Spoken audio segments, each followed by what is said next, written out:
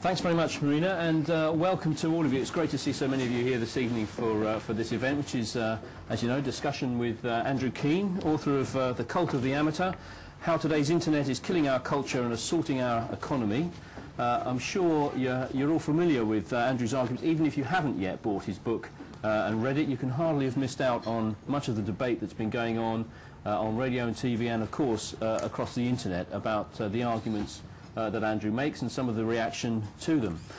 We're going to talk for sort of 20 minutes or so here and try and tease out some of the arguments and some of the kind of criticisms that have been made, and then we're absolutely going to open it up and leave plenty of time for all of you to get involved as well, and I'm quite sure that many of you are looking forward to doing so. So we'll leave plenty of time for that, I assure you. But Andrew is British, but he's been in the States for about 25 years. He's worked in Silicon Valley and on the West Coast and been involved in a number of internet startups through the late 90s and into the first part of the 2000s, including Audio Cafe in particular, which I remember well. And then in 2004 he had a kind of Damascene moment, road to Damascus moment, an epiphany, where suddenly his thoughts about the internet started to shift quite radically. And I thought, Andrew, perhaps we'd start off with that moment, really, because when you read the book, it's obviously it was a kind of profound moment for you at one of Tim O'Reilly's food camps in California. Just tell us a little bit about that. What happened and what was it that made you start to rethink your attitude to all of this stuff? Thank you. Can you hear me? Yeah, although I was born in England, I am a Silicon Valley insider. I founded Audio Cafe in the mid-90s. Before that, I was a music journalist.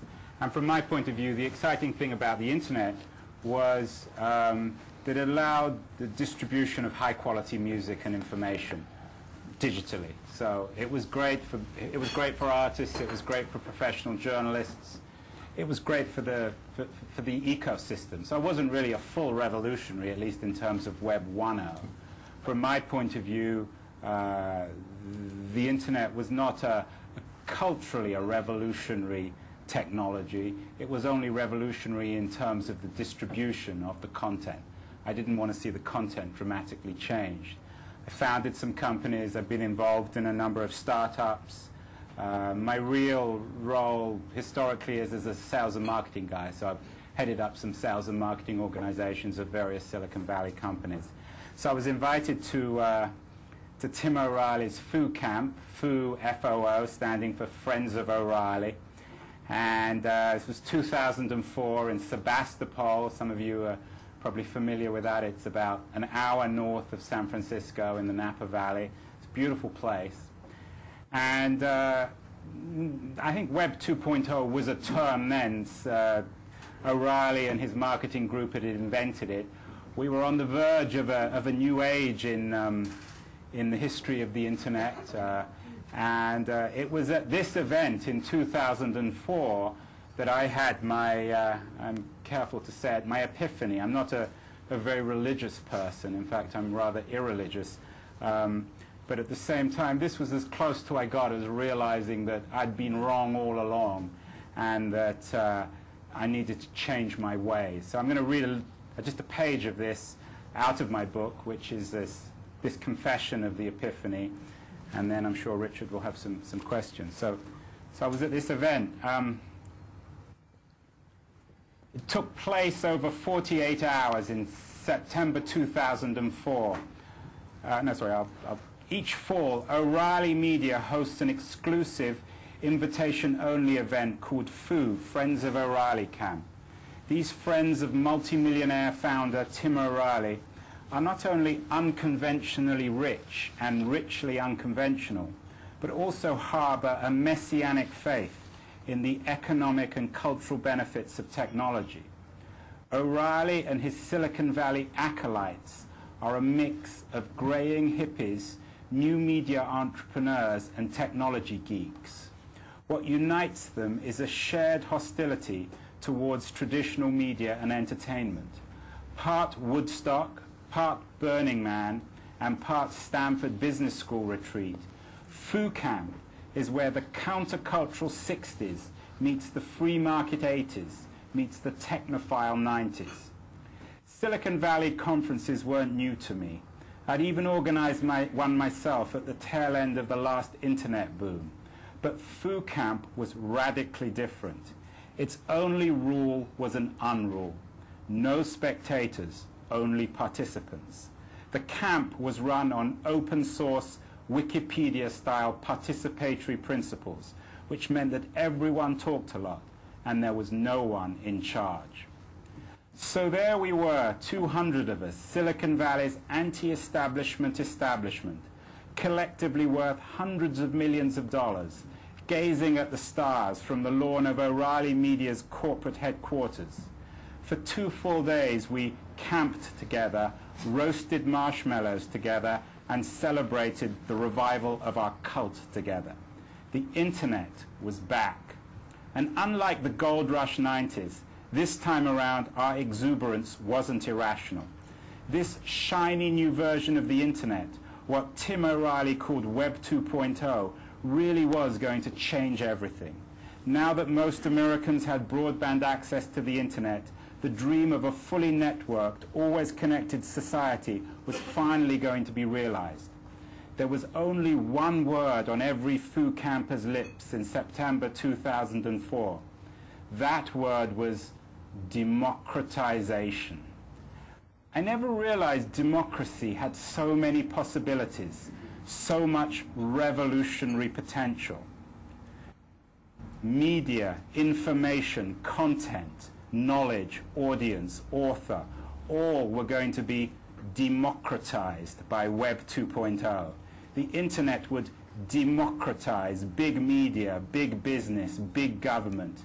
It would even democratize big experts, transforming them into what one friend of O'Reilly called in a hushed, reverent tone, noble amateurs. Although Sebastopol was miles from the ocean, by the second morning of camp I'd begun to feel seasick. At first I thought it was the greasy camp food or perhaps the hot northern Californian weather. But I soon realized that even my gut was reacting to the emptiness at the heart of our conversation. I had come to Foo Camp to imagine the future of media. I had wanted to know how the internet could help me bring more music to more orifices. But my dream of making the world a more musical place had fallen on deaf ears. The promise of using technology to bring more culture to the masses had been drowned out by Foo Campers' collective cry for a democratized media. Foo Camp, I realized, was a sneak preview. We weren't just there to talk about new media, we were the new media. The event was a beta version of the Web 2.0 revolution, where Wikipedia met MySpace met YouTube. Everyone was simultaneously broadcasting themselves, but nobody was listening. Out of this anarchy, it suddenly became clear that what was governing the infinite monkeys now inputting away on the internet was the law of digital Darwinism, the survival of the loudest and most opinionated. Under these rules, the only way to intellectually prevail is by infinite filibustering. On a filibustering note. Well, let's not try not too much to filibuster tonight. Andrew, I mean, I think it's I genuinely enjoyed it as a book to read. But let me start in. Darwinism. You mean you don't agree with me? I agree with some bits and I don't agree with others. And when, for those of you who don't know me, I'm director of global news at the BBC, so I have a very firm foot in the big media camp. But I'm also something of a kind of internet and Web 2 evangelist as well. And so what is it that you really fear out of this? What are we losing? I mean, Darwinism actually was about survival of the fittest, and surely, you know, that's fair enough principle, isn't it? If you I think that the key, in what I read, the key phrase is when I talk about when Foo Camp is where the countercultural 60s meets the free market 80s meets the technophile 90s. The original purpose of this book was to dig into the ideology of Web 2.0. I'm really not interested in technology. I'm not a technologist. For me, Web 2.0 is much more important than technology. It's much more important, actually, than the internet. It represents, and I'm not a conspiracy theorist, it represents a coincidental but very important confluence of these three separate ideologies, which together add up to this fatal cocktail now called Web 2.0. The countercultural 60s, in particular, for those of you who are interested in the legacy of the 60s, I strongly advise you to read a book by Fred Turner at Stanford called From Counterculture to Cyberculture, in which Turner traces the hippie countercultural world to cyberculture. What Turner argues, and I think he's completely right, given my experience of Silicon Valley, is that a lot of the hippie ideas, the cult of the community, the libertarian assault on all forms of authority, from family to state to media, can be found in that hippie culture. And it's no coincidence that some of the leading figures in Web 2.0, like Dave Weiner, are really, to put it politely, relics of the 1960s. So one piece of the ideological superstructure of Web 0.0 is that hippie culture. Now, that doesn't mean that I'm against the 60s. I'm actually quite sympathetic to the SDS and the political side of the 60s. But the hippies were countercultural in the sense that they retreated from industrialization, retreated from traditional community, retreated from authority. The free market 80s, for me, is all about the cult of the market. Chris Anderson, the author of The Long Tail, represents that more than anything else. It's this ideal that the market always works everything out. What I don't like about Web 2.0 is this fetishization of the market. The idea that even if the market destroys independent bookstores, even if it destroys independent media, even if it destroys newspapers, somehow that's a good thing. That the market always results in justice. It's no coincidence that Anderson's hero is Hayek. And finally, the technophile 90s. The idea that technology allows us to realize ourselves. The idea, it's sort of, I think Rousseau is a really important thinker and theorist in all this. The idea that somehow technology is allowing us to realize our real creativity. And it's with this technological revolution that we do away with people like Richard, the traditional gatekeepers, and we can all realize ourselves as filmmakers, as musicians, as journalists. When you put those three things together, you have Web 2.0, which is an assault on traditional intellectual and informational authority, which is an assault on traditional media. And in my view, of course, which is why I wrote the book, it's very dangerous. So let's just explore that a little bit. It's not that necessarily you're anti-internet or anti-development or progress, but what you're saying is a number of factors combine and have unintentional consequences which are a real risk and danger that you don't think has been sufficiently recognized. Yeah, I mean, a lot of people have criticized me for being a Luddite, which I'm not. I mean, I have as many computers as everyone. I have a BlackBerry. I mean, I couldn't have written the book without the internet. I couldn't have written the book without email. I'm not against the internet. What's interesting about Web 2.0 and the contemporary internet is it's a mirror. When we look at it, we're looking at ourselves. And on the one hand, when we look at it, it's very attractive. It shows us at our most energetic, and Web 2.0 is full of very innovative and I think quite smart people. On the other hand, I think Web 2.0 reflects us as narcissistic, as self-involved, as self-important, as contemptuous of authority. So if that's what we are, though, I mean, where's the problem? What is the risk? I mean, talk to me a little bit about the kind of the cultural, the economic, the social risk that you think has been kind of insufficiently recognized. I think that Web 2, I don't think there's a conspiracy. I don't think that, you know, Anderson and Kelly and Lessig and all the rest of them are standing around saying, how are we going to destroy mainstream media? I think there are two things going on simultaneously, and maybe you can talk a bit on the mainstream media side. You have the rise of user-generated content. You have the rise of Wikipedia and YouTube, this sort of anarchic, anti-authoritarian media. And on the other hand, you have the decline of mainstream media. It's like an up and a down escalator. They're causally connected, although sometimes it's hard to see which is the cause and which is the effect. But the ultimate consequence is increasingly the replacement of professional mainstream gatekeepered media. And I use that word gatekeeper very polemically. For me, it's a good word. For the Web 2.0 crowd, of course, the gatekeepers are the commandants at the media concentration camps. These are the people who are doing all the exploiting. These are the bad guys. But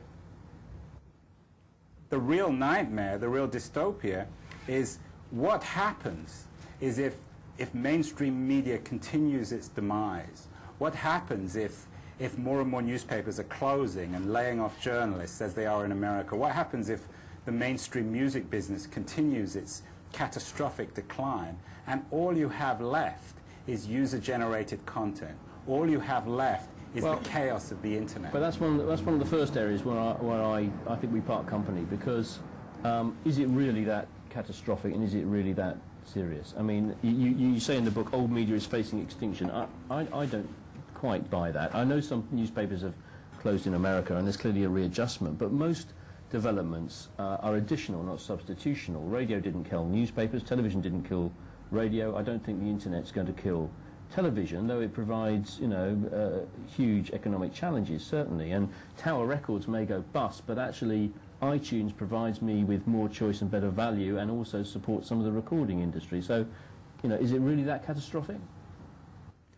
I mean, what about the Chris Anderson, who authored The Long Tail? He was asked about one of the consequences of the rise of Amazon is the closing of independent bookstores.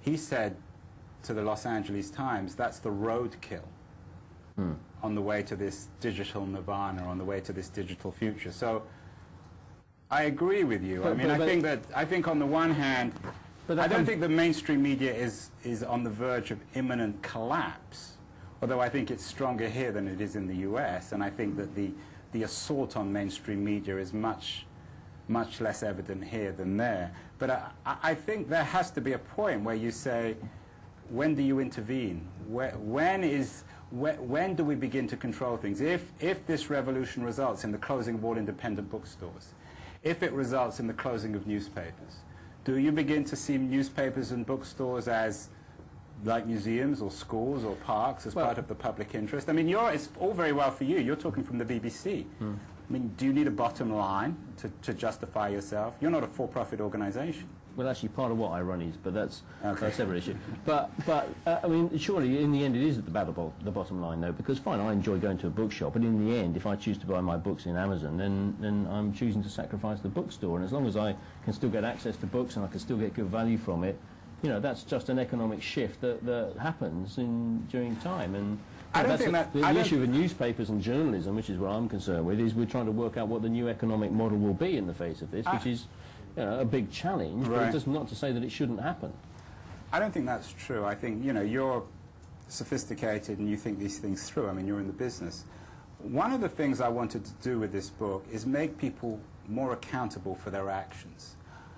Particularly in America, I think everyone thinks they can have everything for free and that there is no upside, there is no downside to anything. So they think they can have Amazon and their independent bookstore. They think that they can steal their music online at the same time, have vibrant record labels in case there's anything good and pay for those labels. They think they can criticize mainstream media and still have all the mainstream newspapers. I don't think that's the case. I think one of the challenges on the internet is to make more people accountable for their actions and realize that there are actually consequences of not only what they do online, but how they behave online. So what kind of intervention in the end would you argue for? Is it an economic intervention? Is it simply to shift the debate into a kind of a different territory? You know, what is it at the end of it that you would propose? I think, particularly in America, one has to be very careful of state intervention. I think I would be literally lynched if I started talking about... You almost have been anyway. Yeah, I mean, I've been digitally lynched, but they would string me up if I started talking about the state being formally involved. And I don't believe that. I mean, I don't think it's viable, it's not logistical or realistic. What I'm calling for, I think, is people to be more honest about their behavior online and to understand the consequences of their action. I think at the moment, the internet is rather like a state of nature. It's a place where we think we can all take from and give nothing back. I think there are a couple of areas where we might start to be more responsible, more reciprocal, and to begin to build what you might think of as a social contract online. The real beginning for me, and I talked about this a lot, and even my critics, I think, are in agreement with me on this, is the question of anonymity. I think if we are to play online, if we are to participate, if we are to comment online, we've got to reveal who we are. We've got to give something of ourselves. So I think that people say to me, well, you can't really change online. I'm not a techno-determinist. I don't believe everything's inevitable. We create this technology, we can shape it. And I think the one area that we can immediately have an impact is in the area of anonymity. What's the danger around it? The danger of anonymity is that we only take and we don't give. The anonymity online is the key reason why people are so uncivil, why the internet is degenerated into an echo chamber, why there's no real debate, why I get these endless emails accusing me, you know, simultaneously of being a communist and a fascist. Well, don't read them. I don't read them, but they still don't really add anything to the civility I mean, I think of the internet. because I think there are a number of paradoxes, and that's one of them. Because I mean, of course, there's there are lots of anonymous comments and all the rest of it, but personally, I don't pay as much attention to an anonymous comment as I would to someone who puts their name to it, and Exactly. It's discardable. So who cares? But I do think actually, it's always surely one of the threats of the internet is the other way round. There isn't. It's about privacy. That's one of the real issues at the minute. It's not about anonymity. It's about the fact that Facebook is selling all of your details to, you know, Google and the CIA and who knows what else. Well, that's the real threat. Is not anonymity. It's the opposite, isn't it? I have a whole chapter in the book on privacy. I have a whole chapter in the book warning people about Google, warning them about the fact that every time you enter anything into the Google search engine, it's remembering who you are, that Google isn't your friend, that Google is selling advertising. And the more intimate it becomes with you, the more intimate a profile it can build, the more money it makes. But I think you have to separate that from our responsibilities as citizens. Everyone talks about citizen media and citizen journalism. In my mind, that's a misnomer, or it's a logical contradiction. A good citizen isn't necessarily a good journalist. A good journalist isn't necessarily a good citizen. If we are to build the internet as a civic institution, a place we can go, where we can engage in fruitful, responsible, valuable conversation, we have to reveal who we are. That's different from Google. There's a difference between going to Google and revealing, you know, where you do your e-commerce or what you're searching for. Those are two different issues. So I agree with you. The issue of privacy is really important. But that doesn't mean that you should go to notice boards and not reveal who you are. Well, one of the other issues, of course, that goes to the heart of that is about trust. Right. And you talk a lot about the fact that, you know, you can't always trust what's on the internet. You don't really know. Right. It's not validated in the same way. It's not accountable often in the same way that even traditional media is. And frankly, there's lots of issues around accountability in the traditional media. But also, you know, equally, we've discussed this before. I think you put too much faith, and it's ironic I'm the one saying this, in traditional media. I mean, in Britain at the minute we have, you know, we just learned you can't trust everything that's on TV. Just as you can't trust everything that's on the internet.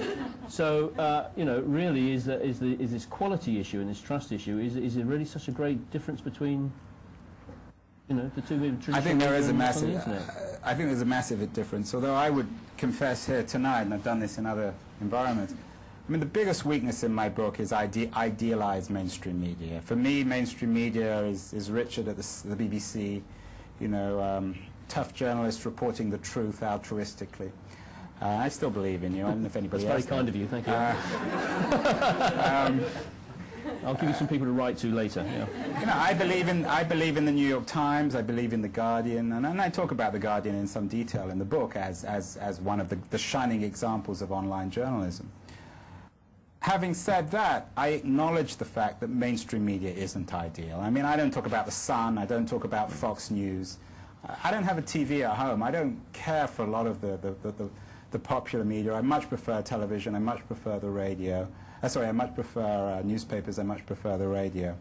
And I think if I was to add a chapter to the book, I would like to argue that the weakness of mainstream media today is that it itself has fallen under the spell of the cult of the amateur.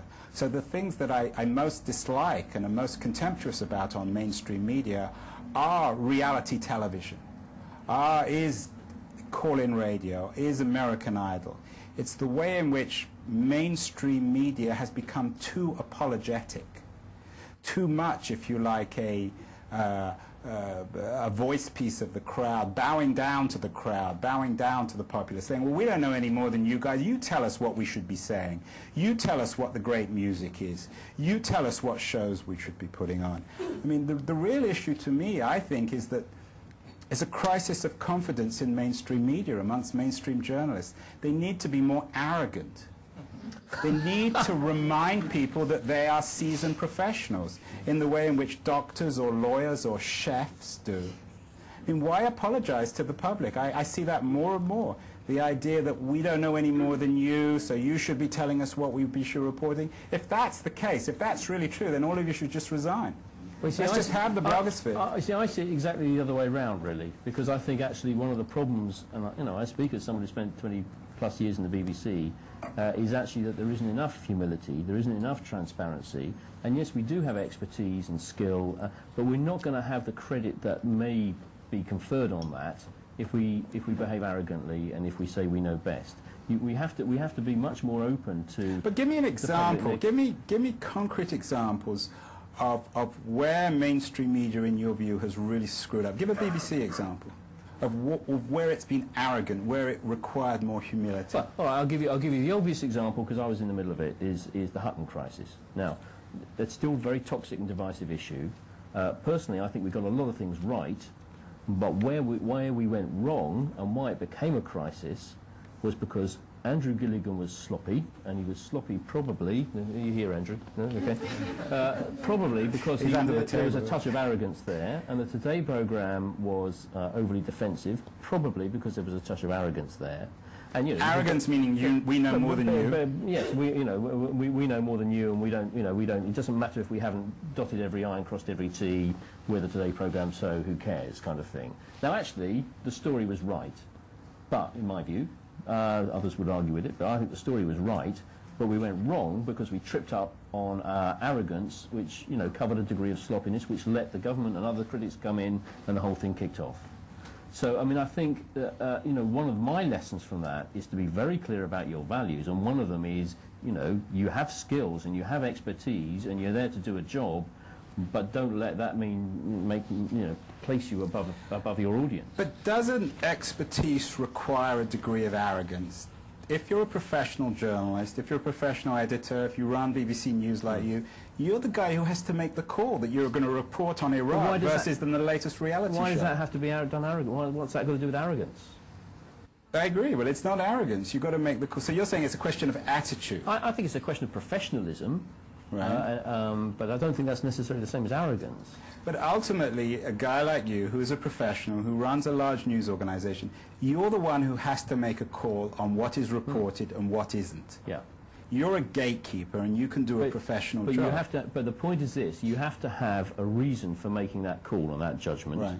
And the more open and transparent that judgment is, the more trust people will place in you. So if one of our journalists makes a statement on TV as a professional judgment, then I would hope they have some evidence and some backing behind that to justify it. Right. And by showing that evidence, the public can have faith in their professional judgment. If they just say, hey, I'm a really clever person and I know, I'm cleverer than you, so I say this, why the hell would you trust them? I wouldn't. So here's where I think the internet's good. I think that it's forced these sorts of issues. It's forcing mainstream media to become more accountable, more responsible.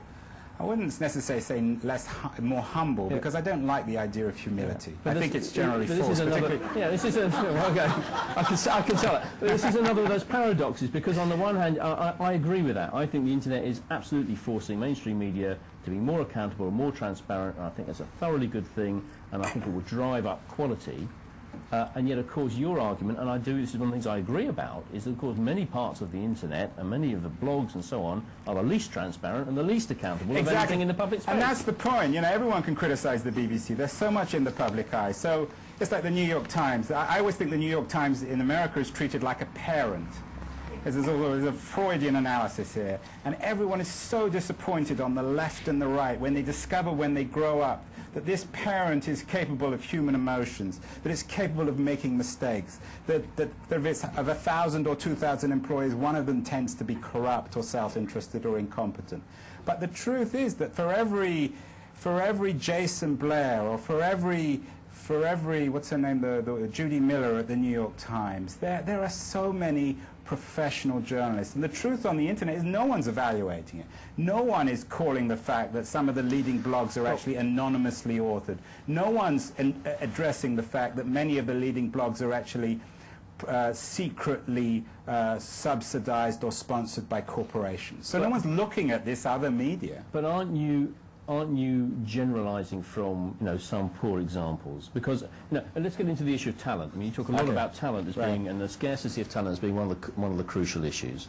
And you say that, you know, talent, rightly, you said talent needs nurturing. I absolutely agree with that. And talent, would you agree that talent is a constant, that has nothing to do with technology, that throughout history there are people who are talented and those that are not? There are people who are talented, and people who can be helped to be talented, and they find whatever outlet that they can find appropriate to their talent. So why can't the web nurture and provide an outlet for talent? Because I'm suspicious that... Indeed, I argue it does all the time. Yeah, I mean, but I don't think it does as good a job as mainstream media.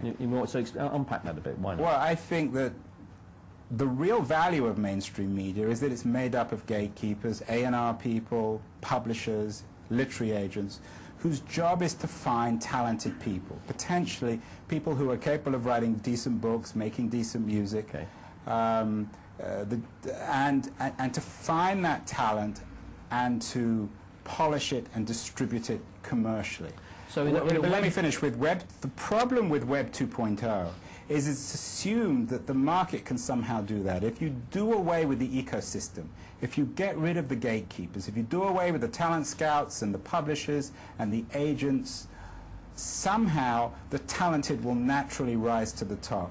And when you go to YouTube, when you go to MySpace, you're not finding the really talented people successful. You're finding fake corporations, you're finding polemicists. The really talented, I don't think, are doing any better out of Web 2.0 than out of mainstream media. But you can find all of those things in the mainstream media. You know, you can read a newspaper and just read a press release. It's hardly been rewritten at all. But do you really believe that? Yeah, I do. Yeah, unfortunately, I do. I mean, let's okay, well, let's deal with the BBC. Not on the BBC, well, obviously. But you can't have it both ways. So the BBC does a good job, right? Do they rewrite press releases? Not always. We don't do a good job. We try to do a good job. You do a good job, what, 90% of the time? Hopefully, yeah. But that's more than you think the blogosphere does. I mean, the blogosphere doesn't even have any professional journalists or resources. But the blogosphere isn't one thing, is it? I mean, the blogosphere is some fantastic blogs and fantastic sites of very high quality done by brilliant people, and it's crap as well in other places. So but to generalise and say because there's some of this is rubbish over here, the whole thing is rubbish, is surely a kind of, you know, it's false logic, isn't it? I don't think so. I think if you're going to compare the BBC with the blogosphere, I think you would find that, you know, 90% of the BBC is of a high quality. And let me explain. I mean, a lot of people accuse me of being an elitist, of believing in some sort of natural order in journalism. I don't believe that the BBC journalist is naturally superior, that they're somehow born. I mean, you weren't born. You didn't pop out of your mother's womb as a BBC journalist, right? Well, I haven't asked her lately, but I don't think so, no. I mean, how did you become one? But, well, because I couldn't think of anything better to do, to be honest with you. But someone paid you to train, you apprenticed, no, I was trained in local newspapers and went through the whole gamut. The problem with the blogosphere is that you don't have that. Who is being trained? What is the mechanism to create next generation media professionals, reliable, objective professionals? Well, why is it any different? You know, the BBC will still be training people, and is quite successful on the internet. The New York Times, I mean, Arthur Salzburg says that there may not be a paper version; it'll only be on the net. Right. Well, you know, whether he works out the economics of that, I don't know. But this comes back to the thing: I don't think mainstream media is going to disappear. Well, I hope and not. To equate bloggers with journalists is the false comparison. They're different. It's something different. Hold on, but wait a minute. I'm critiquing that argument. I am not equating them. I am saying to people like Dave Weiner, who's my neighbor in Berkeley, I can be particularly rude about him here, since hopefully he's not here, right? Jeff Jarvis and the rest of the mob. You know, from my point of view, these people believe that bloggers do replace journalists. I'm all in favor of bloggers supplementing professional journalists, but it's the key word is supplementing. All right, well, bloggers don't get original information. Take the example of Iraq. Bloggers are great at commenting on Iraq, but you need your guys in Baghdad to actually aggregate the information. Well, I'm not going to trust some blogger in Iraq. I have no idea who they're really working for. I have no idea that they're not even reporting on this stuff from Birmingham, Alabama, or Birmingham, England. At least I can trust your journalists. I know who they are, and I know for the most part they're doing an honest job. I'll give you a list after the ones you can really trust. Well, no, but let's talk publicly. I mean, I'm serious. I mean, do you have people on your staff who you don't trust? No, of course not. But exactly. And broadly, there's a framework which. So I mean, I'm agreeing with you, but and crucially, I think blogging is a supplement, it's not a replacement, and I agree with that. And it's a form of opinion, and there are 70 million bloggers, and some of them do one Cole in America, he's a brilliant Middle Eastern expert, and I think his opinions are incredibly valuable. But don't you think the ability to do that enables talented people to come to the fore? I mean, because you started this part of the conversation talking about talent, and saying the web can't nurture talent. Look, you must have have a really successful blog. Have you got any kids? Yeah, sure. So, how old are they? 15, 13. So you must have had the journalist conversation with them at some point, right, where they said to you... What you can believe and what you can't. No, should I... Well, I'm sure you've had that conversation. But what about the conversation, Dad, I'm thinking, should I be a journalist? Yeah. And when they come to you, and they're probably not sitting on... I got a 9 and a 5-year-old, so they sit on my knees, but they're not sitting on your knee, but they come to you and they say, Dad, I'm really thinking, maybe I should be a journalist. And the 15-year-old, what should I do? And they said to you, I have a couple of ideas. Should I do a blog? Or shall I go and work for the local paper or study journalism at college? What would you say? Both. Both? Both. But what do you do first? Well, you do whatever you can do first. I mean, so if as it happens, my son doesn't want to be a journalist. He's got more sense, thankfully. But nevertheless, the point is, if you can use the tools, he's interested in music. So if he can use GarageBand and make his own music, fantastic. But by the way, if you want to go and work in local radio and make the tea on the local music show, do that too. You've got to do it's not either or. Do you think you can teach yourself to be a journalist through a blog? Yes, I think you can. I don't think everybody will succeed, and I don't think everybody wants to, and I think some people will try and fail, but I think, journalism in the end is about talent, and I think blogging or the internet is a way of developing and expressing that talent, just as print or radio or TV or anything else can be as well. So you would be confident about a next generation journalism in which everyone acquired the skills to be a journalist through blogging, and not doing the kinds of apprenticeships that you did? Simply the fact that they blog alone is not enough. Right. But it doesn't disqualify them, and it may I don't think I would ever say teach they them to write. disqualify No, them. but it may well teach them about writing. It's a way of practicing writing, practicing it in public, honing your writing. It Right. you may well through blogging learn issues around sourcing, around all sorts of things. And I think that's fair. I mean, let me just explain in terms of my book. I mean, my book is a polemic. It's not a particularly fair book. It's a grenade. And one of the things I think about your book is I suspect, you can tell me if this is true or not, that your tongue is in your cheek quite a lot of the time, but that many people haven't noticed that. Is that fair or not? I think some people have noticed it. I think the English audience tends to be a little bit more recognize that a little more than in America. People tend to take you a little more seriously. But I'll come back to that. But let me just say that I think it's important to note that in America I am responding to, again, digital utopians who believe that next generation media will be really great, will be really beneficial if we entirely do away with the formal institutions and all we have left is blogs. And that's what I'm responding to in the book. Good. Well, they're daft, obviously, so that's fine. Right, thank you. But Andrew, I'm going to open it up in a minute because we've got about 45 minutes left, and I feel there's a lot of people who'd like to get stuck in here. But let me just before we do that, let me just ask you a couple of questions. Right. Was this book, has its success surprised you? Has the fact that it's been aroused so much interest surprised you? Well, when you write a book on your own and you sit in last summer, I ruined my summer last summer because I signed with the agent, signed with the publisher at Doubleday, and they said we need this by September, and I signed the deal in May, so I ruined my summer last year, and I spent all the time on my own writing the book. Even my family went away without me. So it's very hard to conceptualize a book when you're on your own.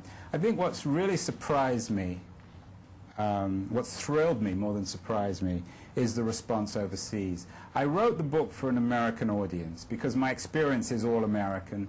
My experience as a media consumer and as an entrepreneur. But what's thrilled me is the very, I won't say entirely positive, because I'm sure there are loads of people here who will tell me I'm full of crap, but the great deal of interest overseas. I'm really thrilled with the interest in the UK, in Australia, in continental Europe. And I think that people, it seems to have struck a nerve, in particularly overseas, that I just never thought of, I never expected. But then my publisher's here, so he can... But it's also struck a difficult nerve, because, I mean, to be frank with you, it's aroused a lot of hostility as well, hasn't it?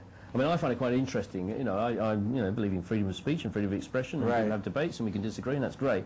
But actually, I can't remember anybody to whom people have reacted as hostilely as they have to your book. Right. Well, how's that been, and was that intentional? I think it was... They've all bought it, of course. It's fine for you, but right. I mean, there's a degree... I can't claim complete innocence. There's a degree of intentionality.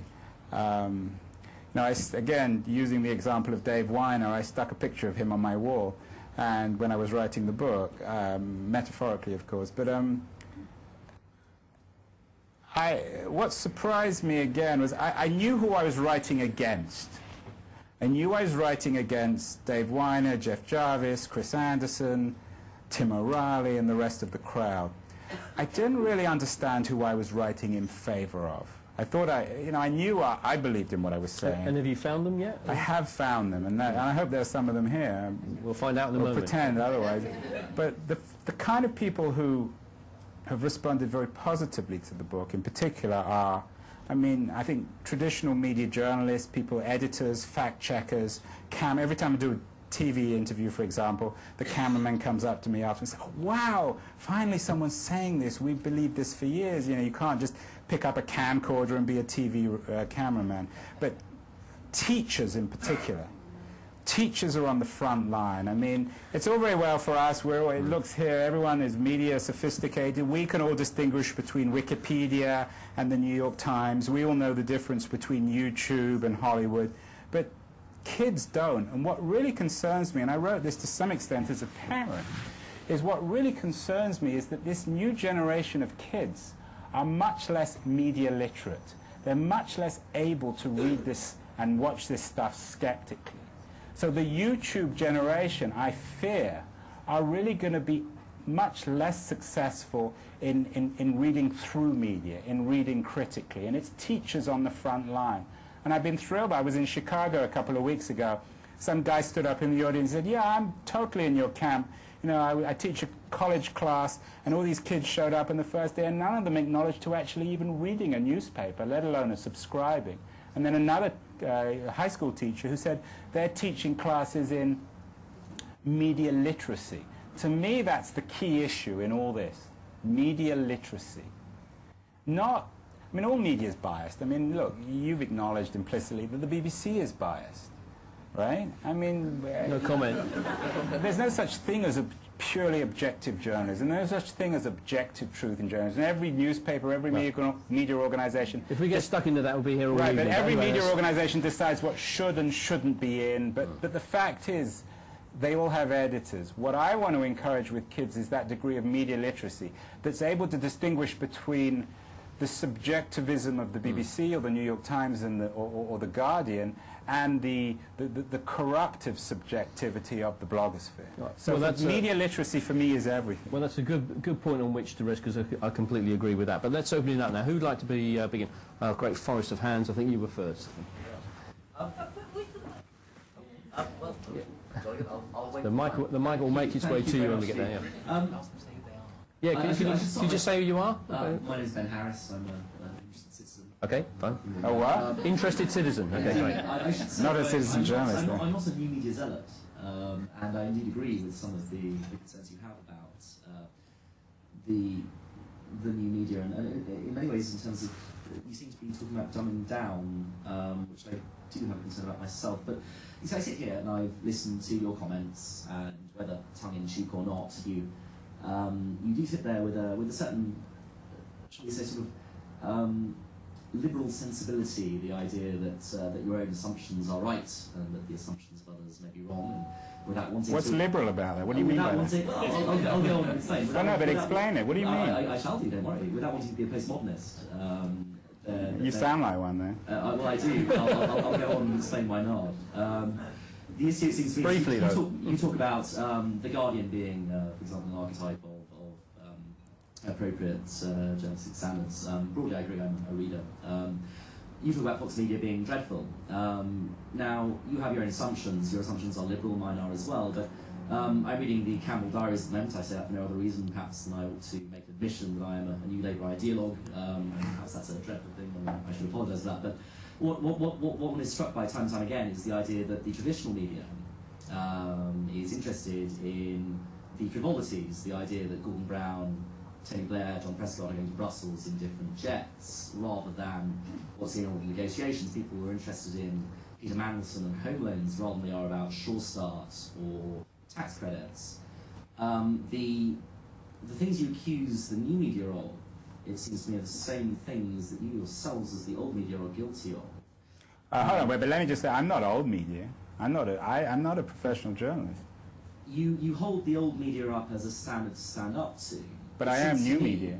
It seems to me that there is nothing more subjective about, say, a blog, I don't know, such as Harry's Place, many of you won't have heard of it, than, say, The Guardian. Each has an opinion which is expressed.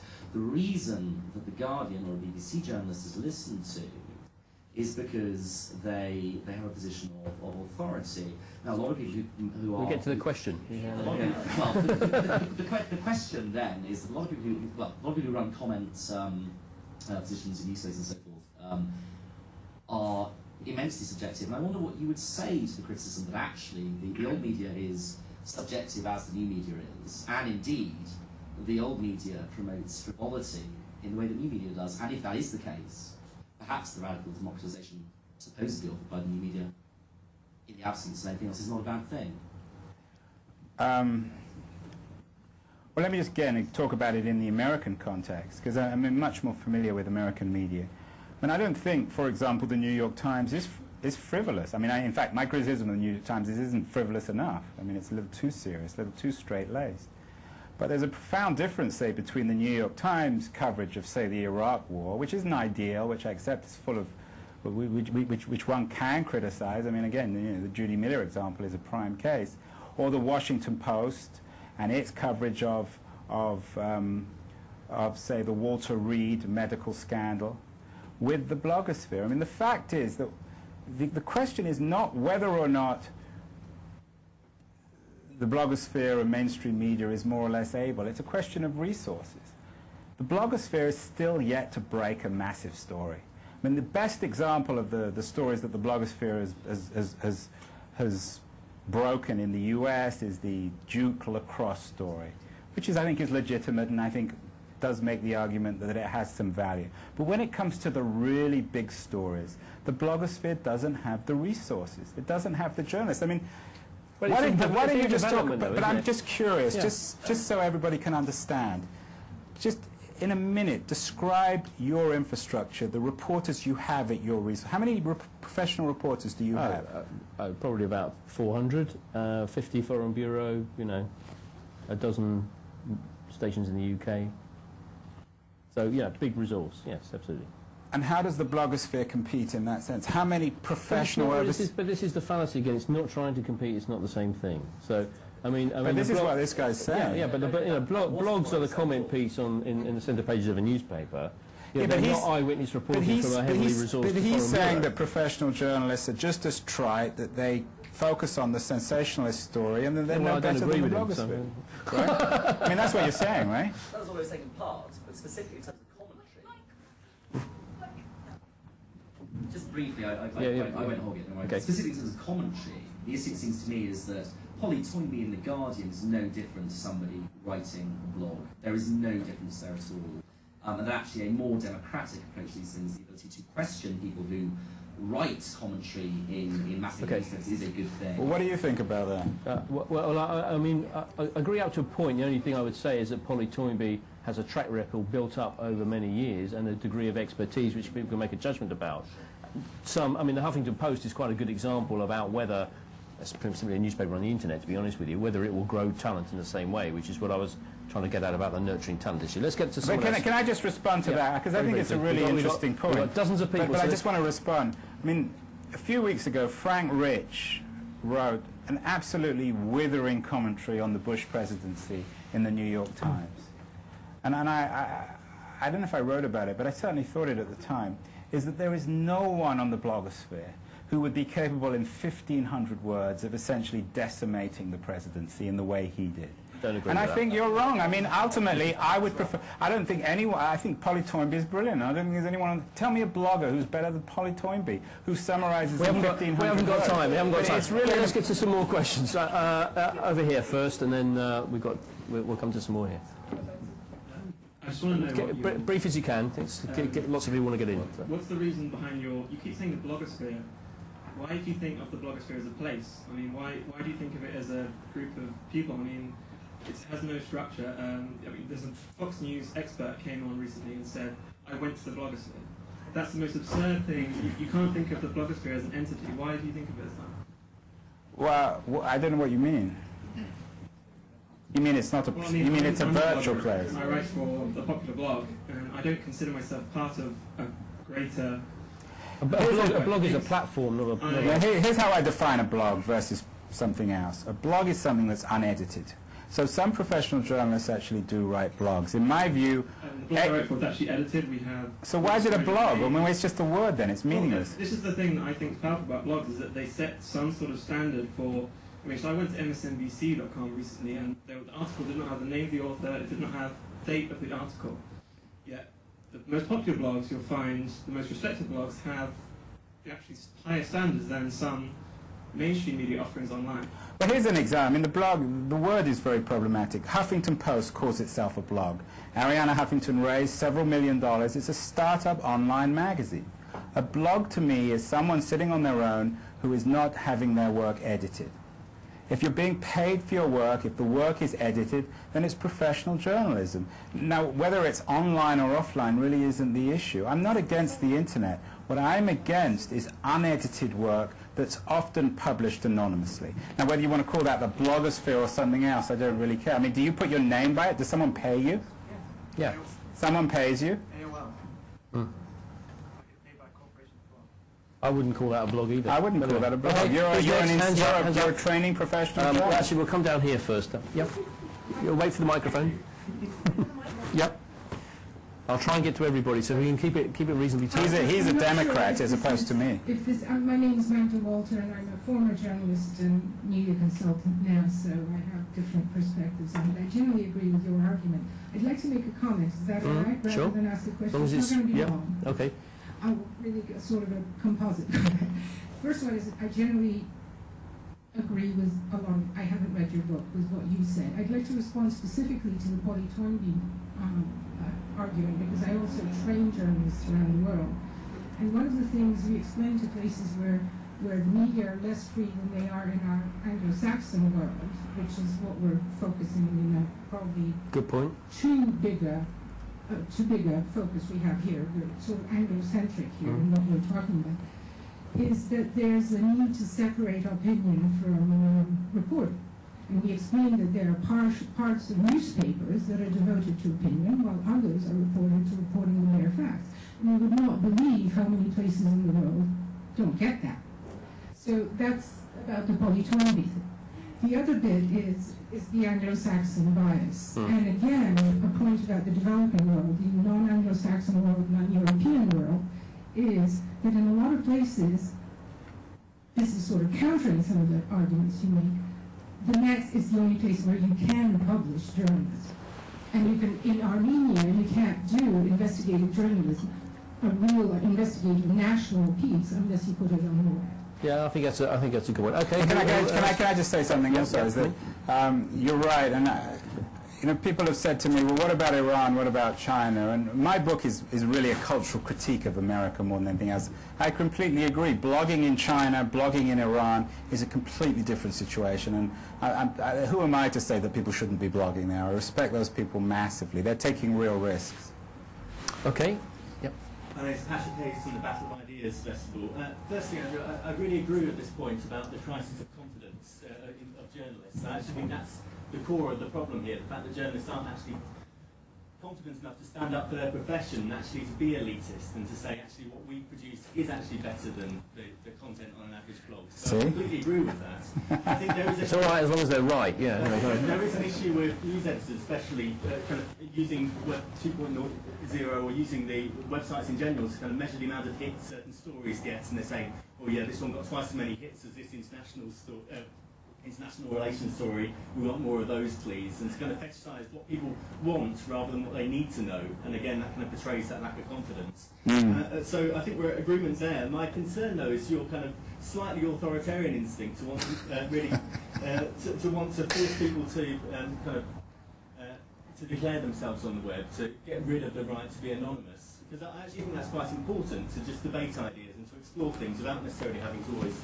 But why? Why? If you believe in something, reveal who you are. Why should you need to be anonymous? I completely agree, and we're all able to do that on the web, but we're also able to be anonymous and to explore ideas without having to do that. And I don't see why you want to clamp down on that. Okay. You want to come back briefly? Well, I don't want to formally clamp down, but I think you'll find... I was at Yahoo a couple of weeks ago, and I met with their senior guy who sort of figuring out what business models they want to pursue in the future. And what they found is that on Yahoo, when people post anonymously, the quality of the content is much lower, the stickiness of the site is much lower, and people just don't hang around. When people are forced, you can't force anyone to reveal them, but when you're encouraged to reveal yourself, the quality of the conversation is much higher, people behave much more respectfully to one another, and then again in business terms, which is ultimately what this is all about, people hang around, the advertisers are happy, the users are happy, and it's a much more meaningful experience. Okay, Ria. I'm Gwyneth Henderson. I also worry very much about the extent to which you talk about a lack of confidence, or a growing lack of confidence, I think, on the news editors. And things which used to be, okay, elitist, whatever, but when I go to the BBC International Version website, which I do all the time because I spend a lot of time not in this country, and I find Britney Spears or Paris Hilton on the front page, I think the BBC is losing its confidence. You know, these are not international news stories. I mean, to pick up Magda's point again, I'm sitting in Zimbabwe, I'm sitting in Indonesia, and this is the international main news page of the BBC. And I think it's affecting agendas, it's the whole personality, celebrity, or whatever it may be, and it's horrifying. Yeah, but let me happen very often. No, but seriously, Richard, I mean, is there some truth? Not as a major story. I mean, there is an entertainment headline somewhere on the front page. But Richard, Richard, I mean, you've been at how long have you been at the BBC? 25 years. Yeah. Is there I mean, honestly, something is changing, right? I mean, are you more and more impacted by public opinion in terms of what news you report? I mean, not you personally, but the corporation. Well, personally, I certainly don't think we should be. I think there's a confusion. I think it waxes and wanes, to be honest with you. I think that, we're just not getting into it. The history of the BBC is how you manage the tension between a mass appeal and distinctiveness and niche interest. But we're maxing at the moment, right? Is that fair? Well, we're trying to embrace audience interest, and I mean,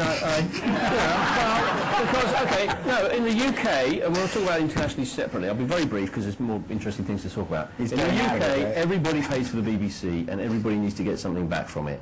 And you may not care about Brittany at all. I don't care about Brittany at all. We don't actually lead on Brittany, but for those people who want it, it is somewhere down there. And actually, on our site, believe it or not, the most searched for term on the BBC News site is Britney Spears. Don't ask me why, but it is. So there it is. Okay, who's next? Let's have you at the back of it. Had your hand up for a while, I think. Yep.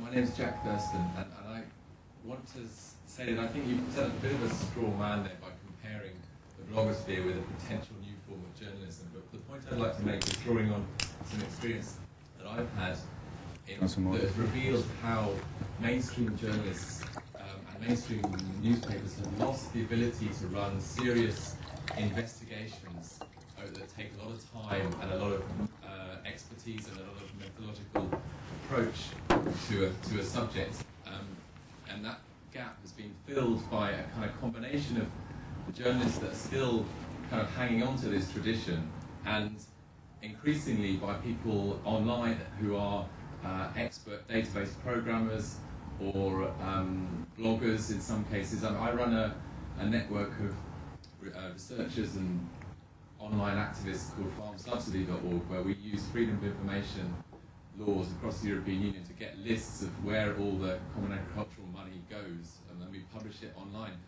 and in a database. And the amount of stories that we have given to mainstream journalists, and by sharing our data with them, that they would never have found. The Washington Post is probably the only exception. They sometimes mount a big team that will do this kind of investigation, but basically it seems to me that most journalists, whether they're on The Guardian, whether they're on the Herald Tribune or the New York Times, are kind of gifted generalists, really, and in a way they are the amateurs now, because they're the ones who are drawing upon the expertise that is distributed out there, that the internet allows to permeate up and allows to do their work, and if it's in the kind of work that we do, working with very large data sets. But I was having a chat with a colleague of mine today who's just published a new website called UN Democracy, which for the first time has allowed the United Nations proceedings to be searched and referenced online.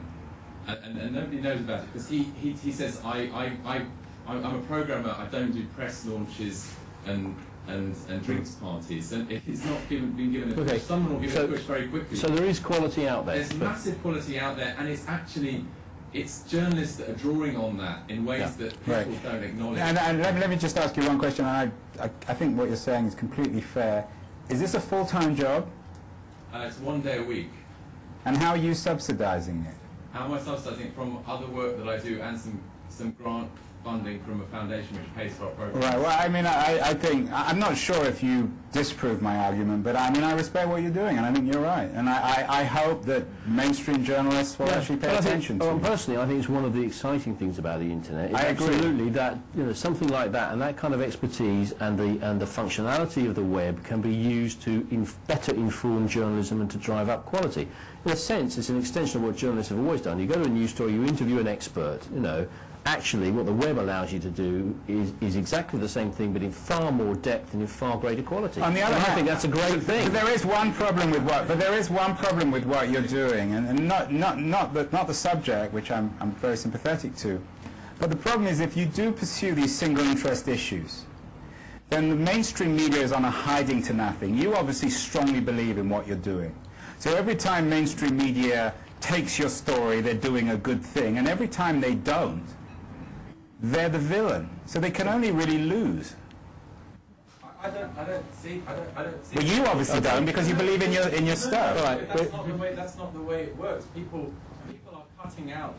People find out about the work that we do through The Guardian and the FT or whatever now and again, but every day we're getting tens of thousands of visits and searches of our databases by people who are commenting upon it, debating upon it, that kind of thing. Okay. So what you guys should be doing is you should be monetizing your site and positioning. Right, but that's not a job, is it? Right, we've got 15 minutes and at least that many people, if not more, who want to get in. So let's try and keep it as tight as we can. You've been waiting a long time, I know. My name is Andrew McCollum. I'll admit my bias. I was one of the founders of Facebook.com. Oh dear. I think you're winning this argument partly through over-definition, which is that you're saying if it's unprofessional, it's a blog, but if it is professionally written, it's a budding online magazine. And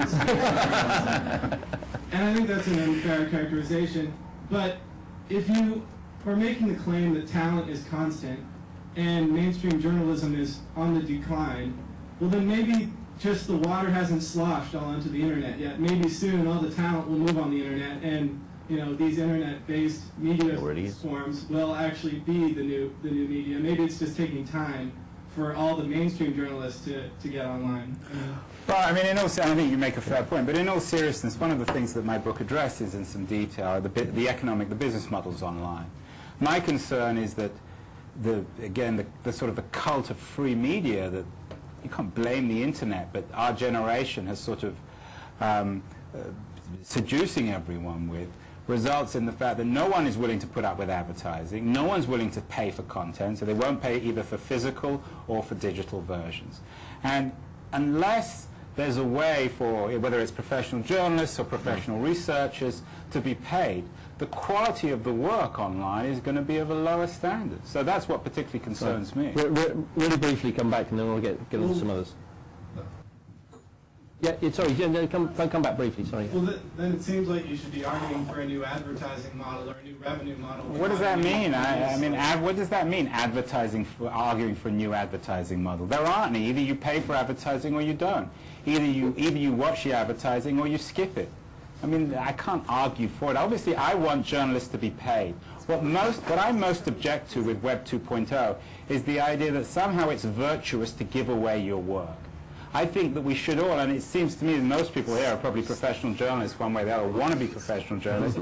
You should be paid for your work. Don't give it away. Don't be seduced with the notion that this thing should be free. Nico at the front here? Oh, well, we'll come back. I'm doing this side and then that side. So my name's Nico McDonald. Among other things, I actually run something called the Innovation Reading Circle, where we invited Andrew to come and talk about his book a couple of months ago.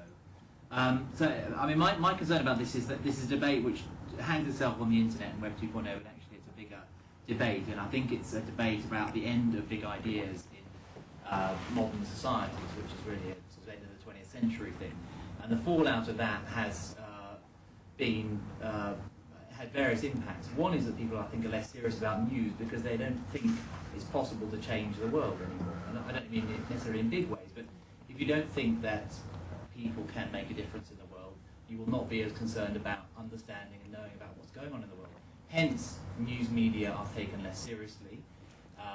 They are bought less or less paid for, as you say. The result is that newspapers like The Guardian that you celebrate have moved more to being opinion-based papers, albeit separated from news to some extent. Things like G2 and The Guardian is basically a daily magazine. It's not newsy in any meaningful sense. And on the other hand, the news media has actually stepped in to take an oppositional role in society. And it's taken a role which has been vacated in this country by the Conservatives to try and be the opposition. But the media doesn't actually have the social base to be that opposition. And the result is it's taken less seriously by people because it seemed to be partial to some extent. And that has undermined its value. So ultimately, I think that's what we're dealing with. It's a cultural, political question. It's not at the level of Web 2.0. And it can't be fixed except at that bigger level. So we shouldn't get too stuck into these journalism versus blogging debates. Is that your next book? Is that?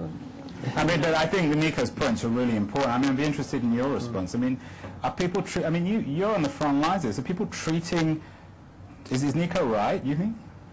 There's a lot of political disengagement, and the question is, is that because people are powerless? Is it because actually they feel, fairly well off at the minute? And you can, it's a rather open debate, and there's all sorts of research that point in all sorts of different directions. Yeah, I mean, one of the things that struck me, I grew up in England, and I come back a lot, and I've been coming back a lot recently, is I am struck by the change in English journalism, particularly newspapers. I think you're completely right, like The Guardian and The Independent, which used to be what I would at least describe as newspapers, like, say, the New York Times, and are now just full of columns. So, and in that sense, that comes back to the question about Polly Toynbee. Maybe you're right. They become more and more vulnerable to the Web 2.0 argument, because if all they are columns, and all the blogosphere is a column, then there really is more and more similarity between one the of two. the reasons for that, surely, is because news has become commoditized, partly because of the internet. I mean, you don't have to buy a newspaper or sit down to watch the 10 o'clock news to know what's happened today, because you've probably got it on your phone, or you've looked at it at work, or whatever. You've got it on the BBC site. Yeah, exactly. Whatever. You should be charging people to go there. Well, that's a whole different issue. Let's not open that one up just at the moment. I'll come back to this side, but let's go. I think you've been waiting quite a while, haven't you? So we'll come there, and then to Jonathan at the back, and then I'll come to the front. That's a really interesting point. I very much agree with what the previous speaker said, that you're taking on some of the prevailing ideas of the age, which really is a kind of populism that says the people are right, and whatever the majority does is right, and if most people want it, then it must be right. But of course, that's not right. Because if that's right, then everybody knows all about how to conduct a complex medical operation, or We don't actually accept that in practice, in medicine or in education and so on. There is a sense of quality and standards and professionalism, and it's very difficult to talk about that without sounding like an elitist. Nevertheless, it exists, and we all run our lives according to that one end. The point about Polly Toynbee is surely that she's paid a wage and she's in an institutional structure. And the point about advertising is that there is no advertising basis for quality journalism on the web. At least I haven't seen it. Certainly nothing like what exists in television and mass media. And that is really alarming, because the classified advertising basis of so much quality journalism is basically being destroyed. And when it finally goes on to the web, there won't be any money to pay journalism of any sort, quality or not quality. And I think, and I talked about the countercultural 60s meets the free market 80s meets the technophile 90s. What you're really talking about is free market ideology, which is the wisdom of the crowd. And the theory of the wisdom of the crowd is the heart of the long tail and the heart of Web 2.0. So I think Nico's right. It goes beyond Web 2.0. Web 2.0 is somehow a reflection of this really important sort of confluence of forces that are shaping this new age, the crisis of authority, the question of elites, the question of professionals, the question of information. All these issues are sort of circulating around this issue. Jonathan. Yes, my name is Jonathan Charles. I'm a BBC presenter and foreign correspondent. I'm a representative of old media and proud, but actually very interested in new media as well. I think what you're doing is exposing a dilemma, isn't it? Which is, we can afford all the cacophony, the luxury of the cacophony of the internet, as long as we have some proper basic journalism. The difficulty with that, and the dilemma, is how do you do it? All right, well, one model is in every country you can have a public service provider like the BBC to keep everyone else honest. But that may keep out other business models because you're crowding out potential rivals because they can't compete. Or you go down another route and you say, you try to commercialize online the same product, whether it's newspapers or broadcasting, but no one's come up with a business model. Now, you could argue, okay, so do you need a public service provider in every country? And then that allows you the luxury of everything else. I think that's true, and I think it's no coincidence that the two countries where this book has probably been embraced most of all are Britain and Canada. And the two corporations that have shown the most interest in this book are CBC and the BBC. These are issues that we have a lot of time to fill, Andrew. That's why we're going to... Can you think of, I can't think of a business model that is going to provide this. Can you think of a business model? Everyone seems to be casting around. Well, can you think of a business model for schools or parks? Or museums. I mean, that's the issue. Can I just wait really briefly? I know I'm going to abuse my role here, but it's very abuse it. I like that. Very briefly. I mean, the danger, of course, is what any newspaper editor will tell you, which is that internet revenues are growing, but not as fast as the traditional print revenues are declining. And what happens if they don't cross and meet? What happens if the mothership collapses before the new business has really got into profit? So that's the risk. But I think it is a part of a much bigger thing about the shift of responsibility of the individual away from the professions and institutions. You know, NHS Direct, you're taking more and more responsibility for your own health care. You could say, the same about education. You could say the same about pensions. We're having to take more responsibility for our financial well-being. But actually in information, we're having to take more responsibility for our information. But of course the risks of getting your healthcare diagnosis wrong are obvious. The risks of getting your information supply wrong are less obvious, and I think that's one of the problems. And the two biggest issues, I mean, in sort of historical terms, I think firstly the crisis of professionalism, and secondly the crisis of the state, which are long-running things that this issue is bringing to a head. Just at the back, sorry, just along by Jonathan, there's lady's been waiting a long time. I will get round to you. We've got two at the front and then you. Hi, my name is Uchenna, and I'm a trade journalist writing about oil and gas for an American publication. So I was just interested in hearing whether your views change at all for trade journalists specifically, because so far the gist of the questions have really focused on mainstream and journalism articles. What are your views then when it comes to those who write specifically for trade media and writing on specialist topics? That's a really good question. I mean, I've got some friends on the trade side who have argued that the new media revolution has decimated the trade press more than professional media. I mean, you probably know more about it than me. What do you think? I really just started writing for the magazine that I joined last year. But definitely, I think, coming back to the point this gentleman raised earlier about creating special databases and having other kinds of internet websites that are dedicated to specific areas. Oh, sorry. Drama. But definitely in that sense, I would say, yes, it has disseminated. And I think then it comes back to the point that you raised, that for those of us who are writing specifically about a particular topic, then your expertise is valuable, and that should be recognised and paid for. I think the thing about the trade people is that the trade institutions are much less powerful. So if you have a particular expertise in some area, the beautiful thing about the internet, and this is where I'm strongly sympathetic to the internet, is it allows you to monetize your expertise. So from my point of view, much as I've been critical of Web 2.0, for me, Web 3.0 is the rediscovery of skills, of professionalism, the rediscovery of authority. And I think as more and more people come to realize that these self-publishing tools are great when people know what they're talking about, when we can rely on the information, like, you know, the guy about the environmental stuff, or someone like you on oil and gas, then this is great because it's really liberating you, whether you're a doctor, a journalist, an expert in some area. And what you're seeing is that the most interesting startups in Silicon Valley are ones which are re-embracing expertise, whether it's in search engines or do-it-yourself or home improvement. So my real prediction, even if I'm critical here, is that we're going to rediscover expertise, professionalism. That's the new big thing. That's the thing that's going to excite people. We're suddenly all going to realize that the web has great potential, but we need experts to distribute their information. It's an interesting thought. Okay, we've got the last few minutes. We've got two people here, Adriana first, and then one over here, and then we'll catch any others that we can. My name is Adriana Lucas. I'm editor of Samizdatta.net, one of the first UK political blogs. I would like to address the causality between blogging and journalism, given this is a journalistic forum. When blogging became a sort of mainstream, I moved away from the geeks. It was in 2001, after 9/11.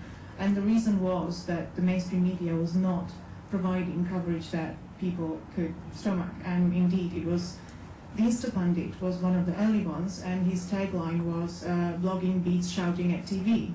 So this was something that, that people found inadequate and decided to supply themselves. So in a way, you can say it's the demand side supplying itself, and that's what has... So it's not what's causing the decline of journalism, it is something somewhat related, but not causing. And secondly, I remember that we looked up to journalists. We in no way considered ourselves even worthy of being read by journalists, to be honest. That was certainly in 2001. And then it was the likes of Polly Toynbee and Robert Fisk that made us realise that that's all not as well.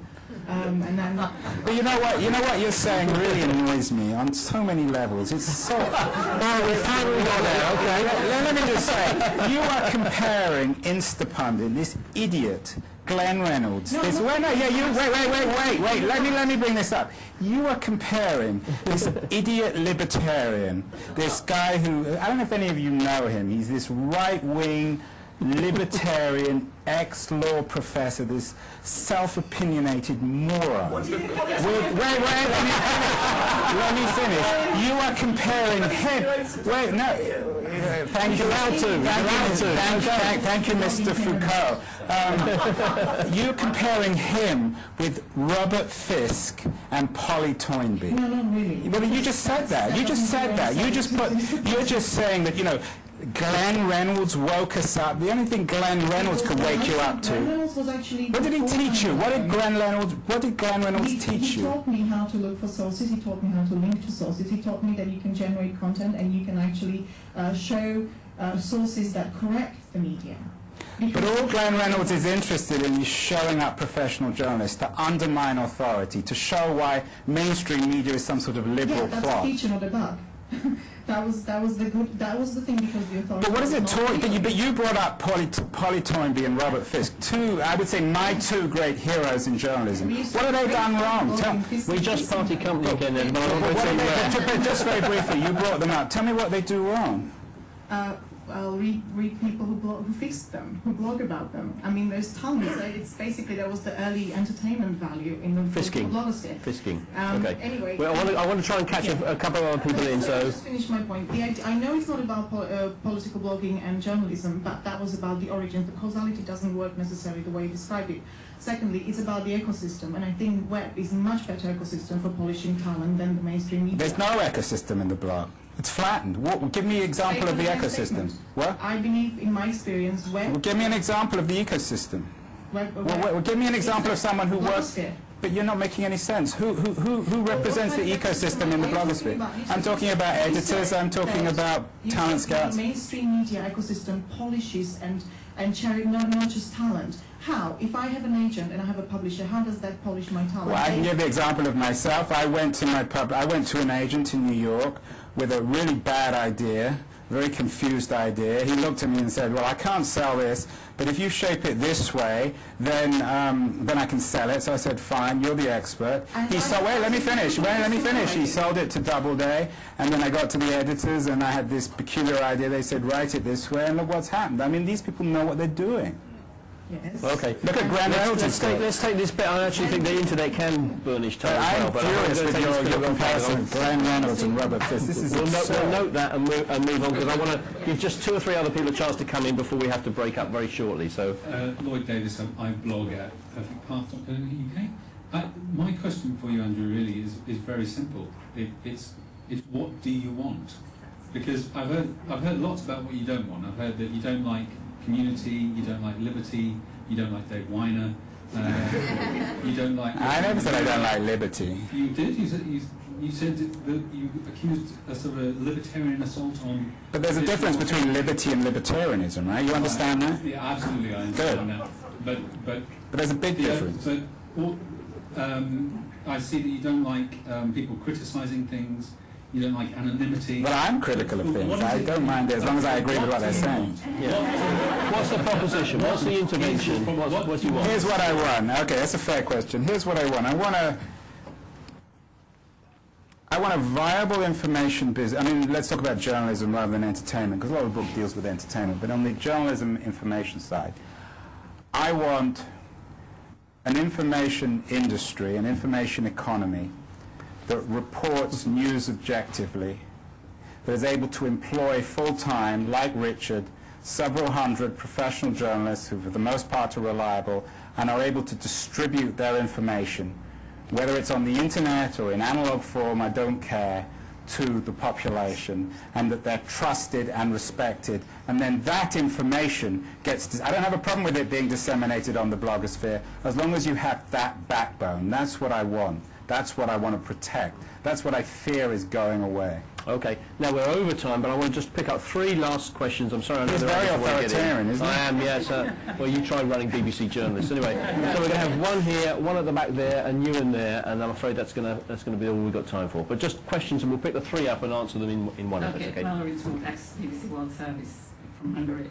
There is a dangerous tendency, certainly in Hungary, and I think in a lot of other countries, is that the internet gives a justification to systematically undermine and force out from the big picture foreign coverage and foreign bureaus. Absolutely, and I agree. Correspondence, and I think it's very dangerous.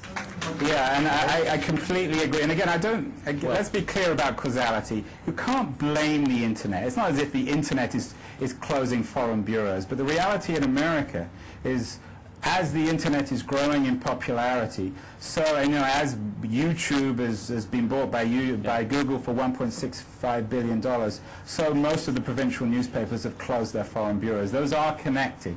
They need to be understood within the same context. And it's increasing the ignorance in America and resulting in a catastrophic foreign policy. So we may be about to hear about an alternative, I don't know, but... Hi, my name is Solana Larson. I'm the co-managing editor of Global Voices Online, which is a global network of bloggers around the world, especially in the non-Western world.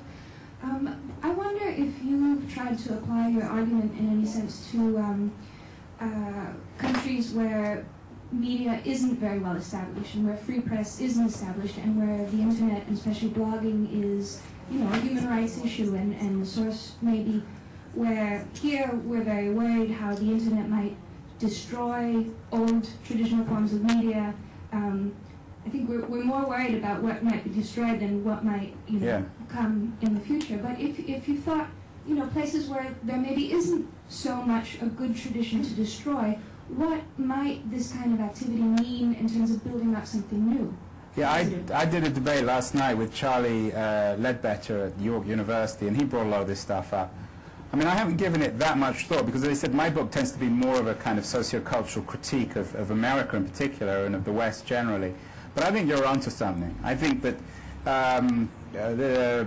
Gideon Rachman in the Financial Times wrote a blog at the beginning of the week in which he described Keynesian pessimism of people in the West who are very critical of the internet, whereas in the developing world people are much more optimistic. I think you're absolutely right. I think that's where the internet is much more exciting. That's where it's much more legitimate.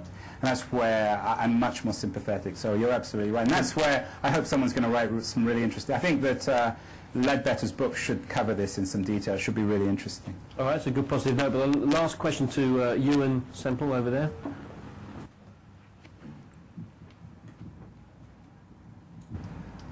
Partly question, partly comment.